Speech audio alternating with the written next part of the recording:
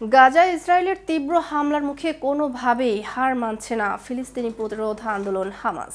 এবার প্রায় ৩০,০০০ তরুণকে তাদের দলে যোগদানের জন্য নিয়োগ করেছে বলে রোববার এক প্রতিবেদনে জানিয়েছে টাইমস অফ ইসরায়েল। তবে কি ইসরায়েলকে এবার ধুলোয় মিশিয়ে দেবে হামাস? এছাড়া নতুন যোদ্ধাদের নিয়োগের মাধ্যমে কতটা শক্তিশালী হলো হার না মানা এই জিহাদি সংগঠনটি? চলুন সে বিষয়ে বিস্তারিত জেনে নেওয়া যাক আমাদের আজকের প্রতিবেদনে। এবং আপনাদের সাথে আছি আমি তাসমিয়া টুম্পা। অনিয়ার একাডেমিতে 30% ডিসকাউন্টে নিউজ প্রেজেন্টেশন কোর্স। ফিলিস্তিনি সূত্রের বরাত দিয়ে সৌদি আল আরাবিয়া বলেছে, নিয়োগপ্রাপ্তদের বেশিরভাগই আগে হামাসের এই শাখার পরিচালিত গোপন সামরিক শিবিরে প্রশিক্ষণ নিয়েছিলেন। তবে প্রতিবেদনে এটা স্পষ্ট করা হয়নি যে এসব প্রশিক্ষণ যুদ্ধকালীন অনুষ্ঠিত হয়েছে নাকি আগে থেকেই হয়েছিল। তবে নতুন নিয়োগপ্রাপ্তদের গেরিলা যুদ্ধ, রকেট হামলা এবং বিস্ফোরক স্থাপনের বাইরে সামরিক দক্ষতার অভাব রয়েছে বলে জানা গেছে। প্রতিবেদনে তাদের নিয়োগের সঠিক সময়সীমা উল্লেখ করা হয়নি, তবে সম্ভবত চলমান যুদ্ধের সাম্প্রতিক সময়ের কথা উল্লেখ করা হয়েছে, যা জানুয়ারিতে স্বাক্ষরিত যুদ্ধবিরতি ও জিম্মি চুক্তি ভেঙে যাওয়ার পর মার্চ মাসের মাঝামাঝি থেকে পুনরায় শুরু হয়।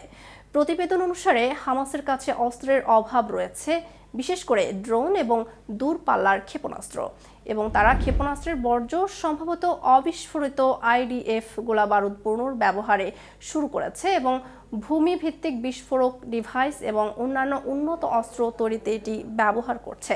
উল্লেখ্য, ২০২৩ সালের ৭ অক্টোবর ফিলিস্তিনের স্বাধীনতাকামী গোষ্ঠী হামাস ইসরায়েলে হামলার পর গাজা উপত্যকায় গণহত্যামূলক যুদ্ধ শুরু করে ইসরায়েল। ইসরায়েলি হামলায় গাজায় এখন পর্যন্ত নিহত হয়েছেন ৫১,০০০-এরও বেশি মানুষ।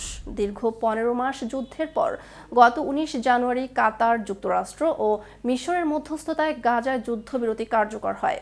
এটি ছিল ৩ পর্বের। প্রথম পর্বে ছিল যুদ্ধ বন্ধ ও জিম্মি বন্দি বিনিময় শুরু করা।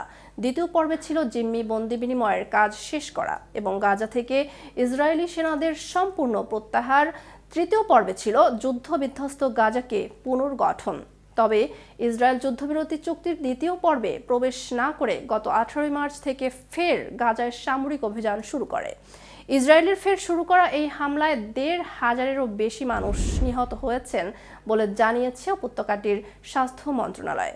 এছাড়া ৬ সপ্তাহ ধরে ফিলিস্তিনি ভূখণ্ডে কোনো মানবিক সহায়তার সামগ্রী ঢুকতে দিচ্ছে না ইসরায়েল। এটি ইসরায়েলের পক্ষ থেকে সবচেয়ে দীর্ঘ অবরোধ আরোপের ঘটনা। জরুরি সেবা সংস্থাগুলো বলছে, গাজায় ইতিমধ্যেই দুর্ভিক্ষ দেখা দিয়েছে। এদিকে হামাসের হাতে বন্দী ইসরায়েলি জিম্মিদের ফেরানোর জন্য যুদ্ধবিরতির দাবিতে এরই মধ্যে ইসরায়েলি বাহিনীর হাজার হাজার সাবেক ও বর্তমান সদস্য এক খোলা চিঠিতে স্বাক্ষর করেছেন। সামরিক বাহিনীর বিভিন্ন বিভাগ থেকে এমন চিঠি প্রকাশের সংখ্যা বাড়ছে।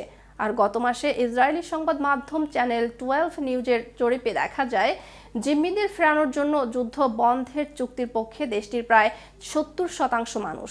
শনিবার রাতেও জিম্মিদের ফেরাতে একটি চুক্তির দাবিতে বিক্ষোভ করেছেন ইসরায়েলের নাগরিকরা।